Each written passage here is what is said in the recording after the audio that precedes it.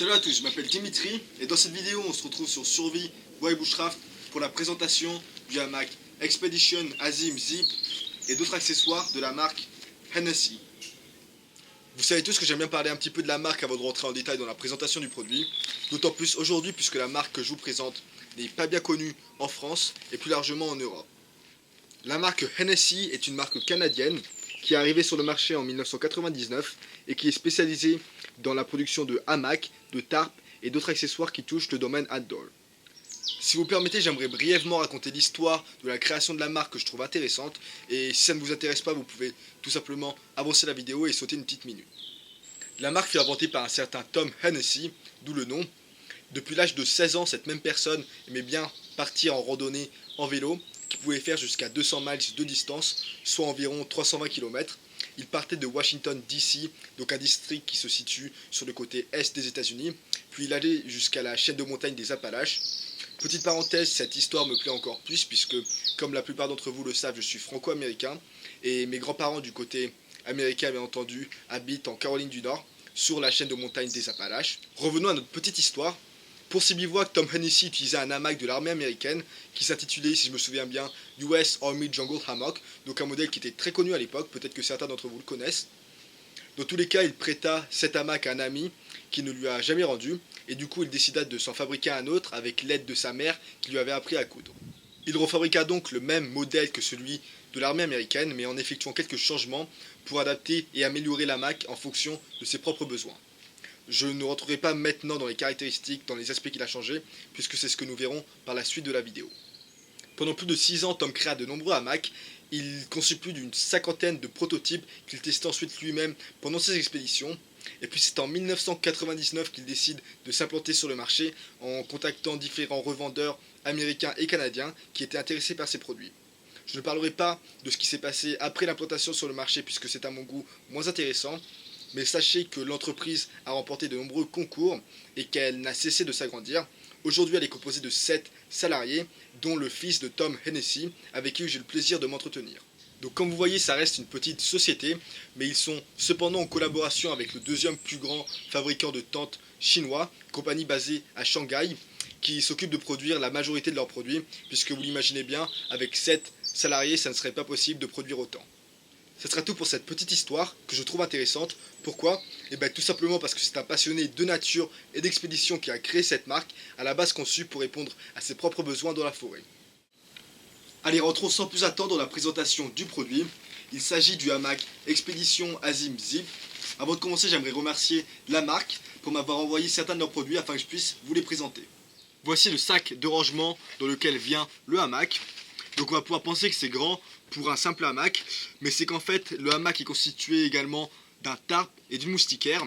C'est pour cette raison qu'il y a écrit Super Shelter en haut du sac de rangement, puisque tout ce qu'on va trouver à l'intérieur du sac de rangement va former un abri complet. Au niveau des dimensions, lorsque tout est plié, on est sur environ 10 cm d'épaisseur, 18 cm de largeur et 25 cm de longueur. Au niveau du poids, on est sur 1247 grammes. Je me permets de faire une petite comparaison avec une autre marque pour vous donner un ordre d'idée. Donc, comme la plupart d'entre vous le savent, je possède le hamac double et le tarp de chez Ticket to the Moon. C'est une excellente marque avec d'excellents produits que j'utilise très souvent lors de mes bivouacs. Je les ai achetés sous la recommandation de Jus.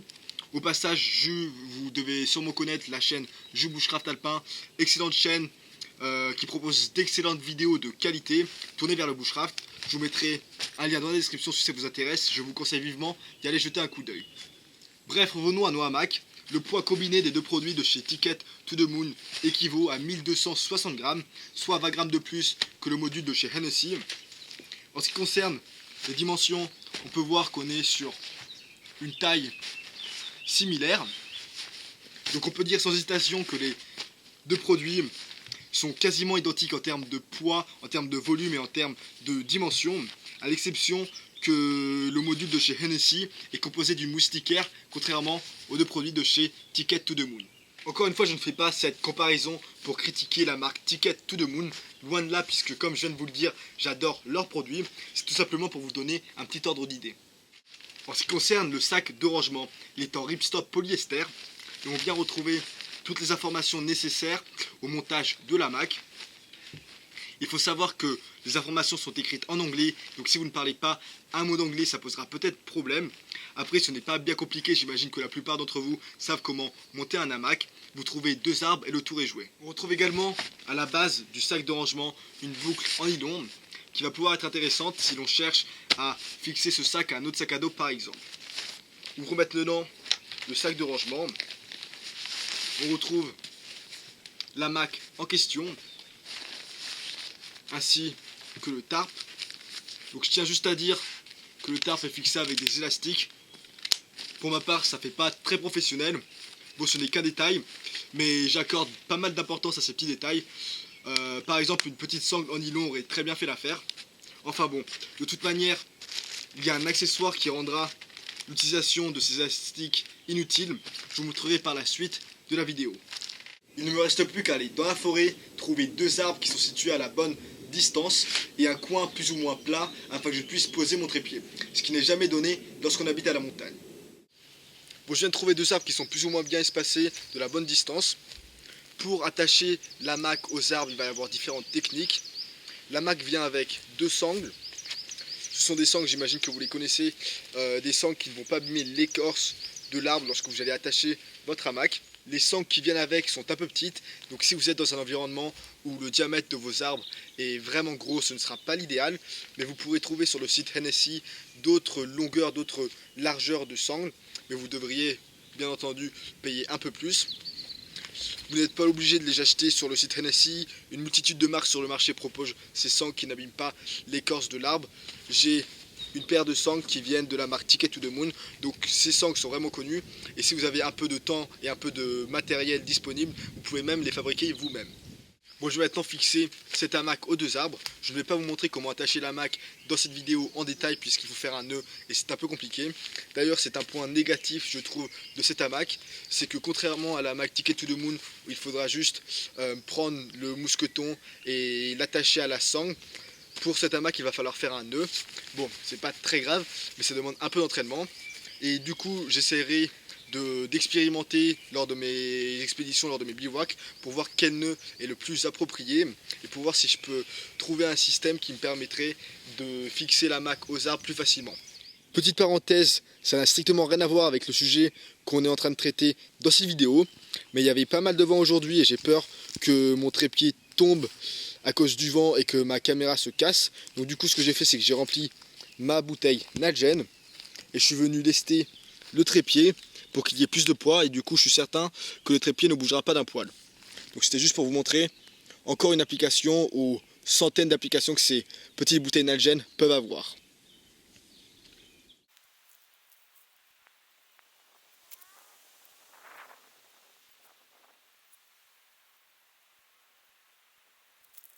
Le hamac est attaché de part et d'autre des 2 arbres.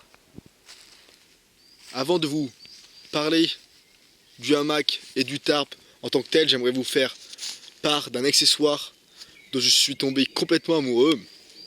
Donc il s'agit en anglais de snake skin. Traduit littéralement en français, ça va donner peau de serpent. C'est en fait une sorte de couverture qu'on va mettre au-dessus du hamac. Donc je l'ai installé précédemment, hors vidéo. Malheureusement, ça ne vient pas avec le produit, ça va coûter une vingtaine d'euros. Vous pouvez le trouver sur le site Hennessy. Mais ça va nous offrir de nombreux avantages. Le premier avantage va être que vous n'aurez plus jamais à plier votre hamac ainsi que votre tarp, puisque les deux se trouvent enroulés sous cette couverture. Donc je vous montrerai comment ça marche dans un instant. Et le deuxième avantage va être que ces peaux de serpent protégeront votre matériel de tous les éléments. Ainsi vous pouvez, dès que vous arrivez à votre campement, laisser l'hamac par terre. Puis ça va être très facile à monter aux 2 arbres.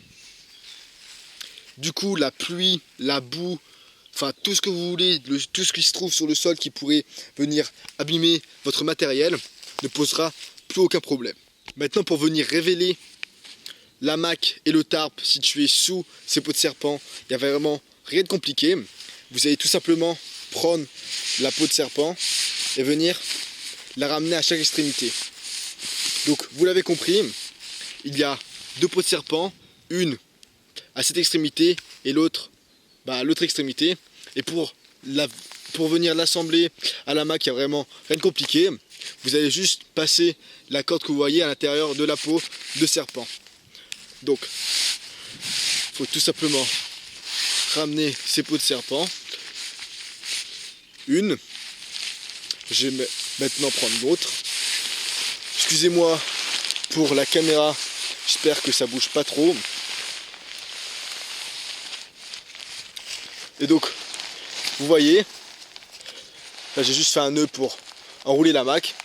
En tout cas, il y a la tarpe et le hamac qui sont tout prêts.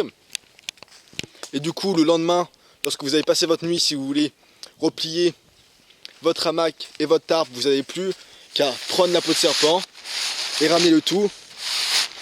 Et vous ne vous embêtez même pas à venir replier le tout. Donc je trouve que c'est un accessoire qui est vraiment formidable. Je viens de tendre le hamac. Ah oui, d'ailleurs au passage je n'avais pas de sardines, donc j'ai dû faire avec les moyens du bord. Et comme d'habitude on retrouve encore notre bouteille Nalgene. Enfin bref, plus sérieusement, ça peut paraître étrange de tendre un hamac. Vous comprendrez pourquoi j'ai fait ça dans quelques instants. Revenons tout d'abord avec nos caractéristiques. Concernant les matériaux utilisés, on est sur du nylon 210 Oxford. La taille maximale pour cet hamac va être de 183 cm et la limite en termes de poids va être de 114 kg. Personnellement, je fais 1m71 et 64 kg, donc je n'aurai aucun souci pour entrer dedans. Parlons un peu du tarp, il pèse 289 grammes et il est fait à partir de polyuréthane 70D revêtu de polyester ripstop. La forme du tarp est un parallélogramme de 160 cm de largeur pour 252 cm de longueur. Ça peut peut-être vous étonner la forme en parallélogramme, mais vous comprendrez dans un instant. Je vais maintenant vous montrer quelques particularités de cet hamac qui va justement le différencier des autres hamacs basiques entre guillemets qu'on va pouvoir trouver sur le marché. Tout d'abord, le tarp est fixé directement à l'hamac, donc là il n'est pas tendu bien évidemment. Donc on retrouve le tarp, les peaux de serpent et puis l'extrémité du tarp. Donc j'ai fait, comme je vous avais dit précédemment, passer le tarp à travers la peau de serpent pour que ça soit plus pratique. À l'extrémité du tarp on retrouve une boucle, puis on va avoir un mousse coton attaché à la corde principale avec au bout un nœud. Donc du coup ce qu'on va pouvoir faire c'est mettre la boucle à l'intérieur du mousqueton. J'espère que vous voyez bien. Donc comme vous pouvez voir, on met la boucle à l'intérieur du mousqueton. Et pour tendre le tarp, il n'y a vraiment rien de plus simple. Vous allez juste avoir à tirer sur le mousqueton et à tirer sur le nœud. Et ça viendra tendre la bâche automatiquement. On retrouve la boucle, le mousqueton et le nœud aux deux extrémités. Donc je trouve ce système vraiment pratique puisqu'on n'aura pas à rattacher le tarp avec une autre corde à un autre point d'attache. Je viens de remettre la caméra dans mon trépied, ça sera sûrement plus stable. Donc une dernière démonstration pour tendre le tarp. Pour détendre le tarp, je viens retirer le nœud et pour le tendre, j'amène le nœud vers moi. Lorsque le tarp est tendu dans sa longueur, il faudra le tendre sur les côtés en venant prendre les cordes qui viennent avec et les fixer à un point d'attache au sol. Donc généralement on fera ça avec une pierre, une sardine ou un petit arbuste. Le point positif va être que les cordes sont vraiment longues. Donc on va avoir pas mal d'options pour venir tendre le tarp. Le point négatif, bien évidemment, va être qu'aucune sardine n'est fournie avec le produit. Donc ça aurait été vraiment sympa qu'ils en fournissent au moins une ou deux pour venir soit tendre le tarp, soit tendre le hamac. Pour terminer avec le tarp, si vous savez qu'il fait beau temps, qu'il ne va pas pleuvoir et que vous souhaitez voir le ciel, vous allez très bien pouvoir le retirer. Donc c'est logique, vous avez juste à enlever la boucle des deux mousquetons situé aux deux extrémités. Puis vous n'avez plus qu'à retirer le tarp. J'aimerais vous parler d'un autre accessoire de la marque Hennessy que je trouve vraiment intéressant. Il s'agit du H2O Magic Auto Water Collector. Donc c'est un petit dispositif qui va vous permettre de récolter de l'eau lorsqu'il pleut. Donc vous pouvez voir qu'on a un petit crochet. Et on vient attacher ce petit crochet à un crochet qui est lui fixé sur le tarp. Donc on retrouve un filtre qui a filtré toutes les impuretés.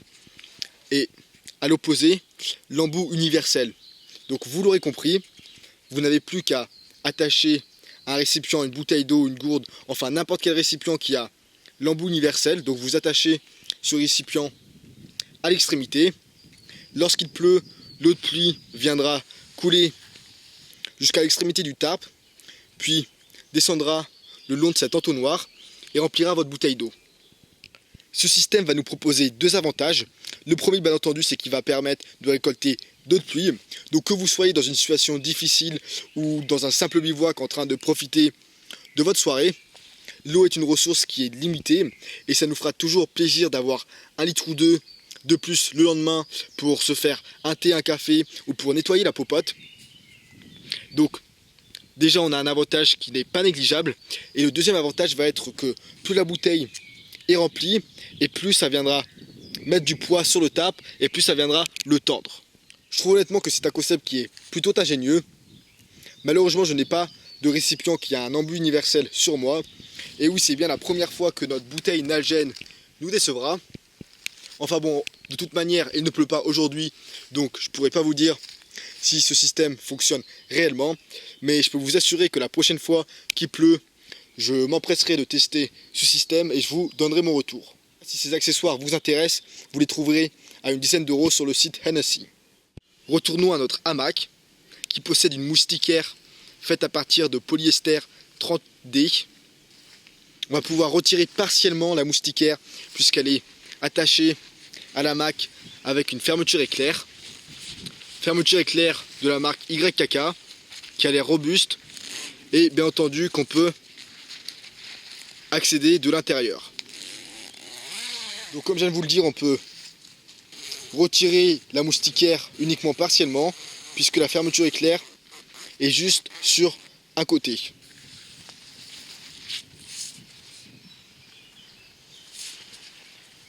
On retrouve attaché à la corde qui est tendue une poche filet qui est structurée en deux compartiments.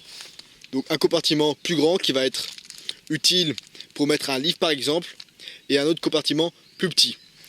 On va également retrouver deux petits crochets qui vont être sympas pour mettre une lampe de poche ou une lampe de tente par exemple. On va également pouvoir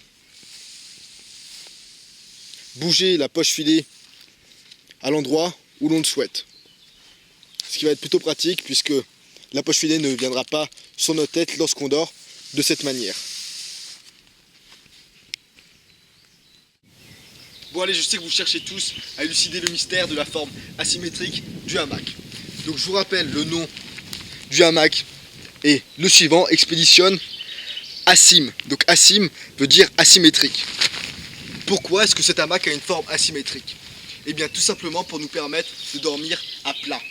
La majorité des hamacs ont une forme de U, une forme de banane, ce qui force notre corps à dormir plus ou moins de manière courbée.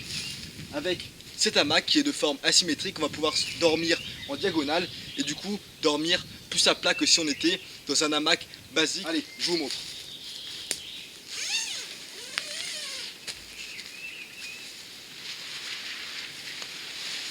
Au lieu de dormir comme ceci, dans une forme de banane, où vous voyez bien, mon corps est un peu courbé, je vais donc me mettre en diagonale, afin que mon corps soit le plus horizontal possible.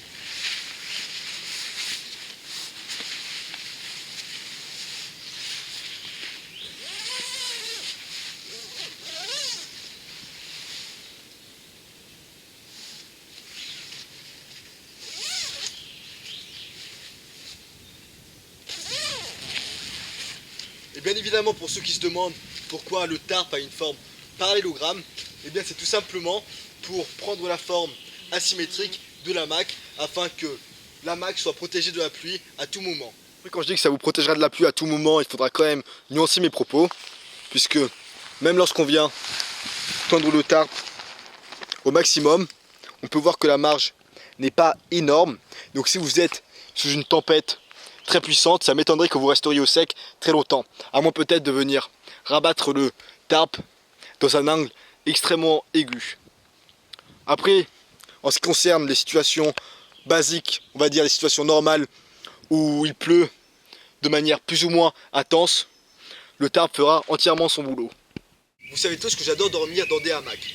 Tout d'abord puisque je trouve ça bien plus confortable que de dormir à même le sol, mais surtout c'est que j'habite à la montagne et c'est qu'on n'est jamais assuré de trouver un terrain assez plat pour mettre notre tente. Le problème qui se pose avec les hamacs va être le problème de l'isolation.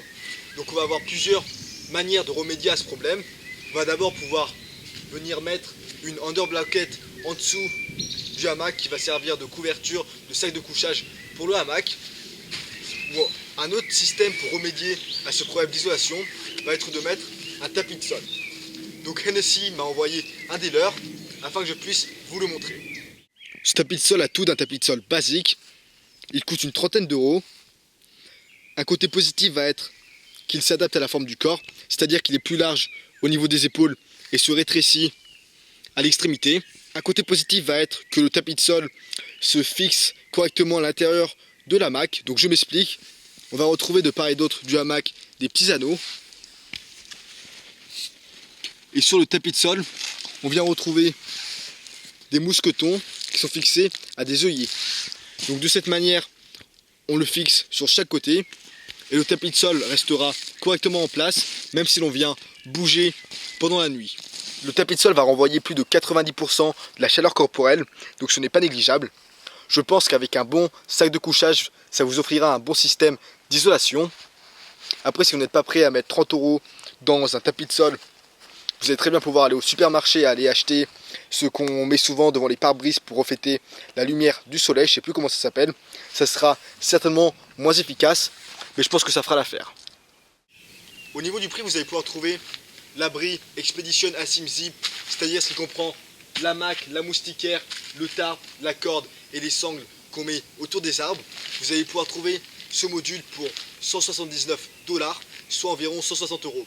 Je vous mettrai également tous les liens des accessoires que je vous ai présentés au cours de cette vidéo dans la description de la vidéo. Alors personnellement, je trouve que c'est un prix qui est un peu élevé, mais c'est un prix qui est quand même bien justifié puisque, comme je viens de vous le dire, le module regroupe à la fois un hamac, un tarp et une moustiquaire. Donc je pense que si on était amené à acheter ces trois produits séparément, on arriverait vite aux alentours de 150 €. Pour conclure, en dehors du prix qui est un peu élevé, mais c'est normal puisqu'on paye de la qualité, et en dehors également du montage qui est un peu compliqué, puisque contrairement au hamac de chez Ticket to the Moon, on a juste à clipser un mousqueton. Là ça va être un peu plus compliqué, on va devoir effectuer toutes sortes de nœuds, mais comme je vous l'ai dit au début de la vidéo, je ferai en sorte de trouver un système plus agréable, plus facile à mettre en œuvre, et je vous referai une vidéo qui vous expliquera comment monter ce type d'hamac le plus facilement possible. Donc en dehors de ces points qui sont plutôt négatifs, je trouve qu'on est sur un produit extrêmement bien conçu. J'aime beaucoup le fait que le tarp s'attache directement à l'hamac lui-même et qu'on puisse l'enlever à tout moment. J'aime beaucoup également la forme asymétrique de l'hamac qui va nous permettre de dormir à plat et qui va rendre nos nuits bien plus agréables. D'ailleurs, j'y pensais pour ceux qui ont mal au dos mais qui aiment bien camper, c'est le cas de mon père par exemple. Je pense que ce produit pourrait être intéressant, pourrait s'avérer utile. Donc si vous avez mal au dos mais vous souhaitez continuer à dormir, à passer la nuit dans la nature, je vous conseille vivement de jeter un coup d'œil à cet hamac. Pour ceux qui souhaitent s'acheter un hamac et qui ont un budget limité, vous trouverez d'autres modèles moins chers sur le marché. Après, pour ceux qui adorent bivouaquer, qui bivouaquent très souvent et qui sont prêts à mettre un peu plus d'argent, je vous recommande sans hésitation ce modèle d'hamac. Dans tous les cas, j'espère que la vidéo aura pu vous apprendre quelque chose, si ce n'est au moins vous présenter un produit et une marque originale qui ne sont pas très connus sur le marché français ni sur le marché européen. Ce sera tout pour cette vidéo. Si vous avez des questions, vous savez ce qu'il vous reste à faire. Merci à tous et à la prochaine.